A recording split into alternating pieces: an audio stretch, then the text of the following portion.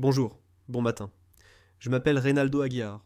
Nous sommes le mercredi 11 juin 2025 et il est environ 15h13, heure centrale.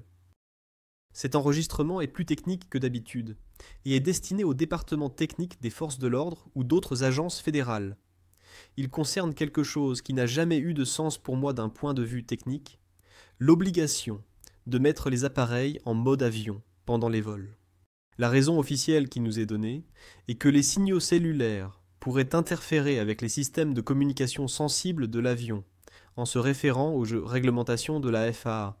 J'ai trouvé cette explication techniquement improbable pour deux raisons principales. Premièrement, le spectre des fréquences radio est déjà saturé de signaux provenant de toutes les directions. Il est impossible de le nettoyer au point où quelques téléphones feraient une différence critique. Deuxièmement, si les systèmes avioniques et de communication d'un avion moderne étaient aussi fragiles qu'ils pourraient être perturbés par un simple signal Wi-Fi ou cellulaire, ces avions seraient fondamentalement dangereux à piloter. Ayant observé les méthodes utilisées par ce réseau pour mener des surveillances au cours des 2 dernières années, j'ai développé une hypothèse alternative. Je crois que la réglementation stricte concernant le mode avion n'a pas pour but de prévenir les interférences. Il s'agit de maintenir le spectre de champ proche exempt de bruit. En forçant tous les appareils à passer en mode passif, cela rend l'adresse MAC d'une cible spécifique, qu'elle soit au sol ou à l'intérieur de l'avion, beaucoup plus facile à distinguer et à acquérir par des équipements de surveillance spécialisés installés sur l'appareil. Cela nous amène au point logique suivant. Pour que cette capacité soit efficace, elle doit être universelle.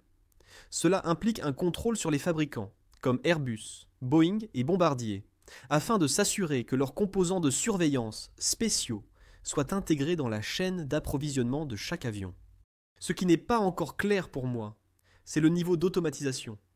Cet équipement peut-il être opéré à distance pendant que l'avion est en vol, ou doivent-ils placer un agent humain parmi l'équipage sur chaque vol ?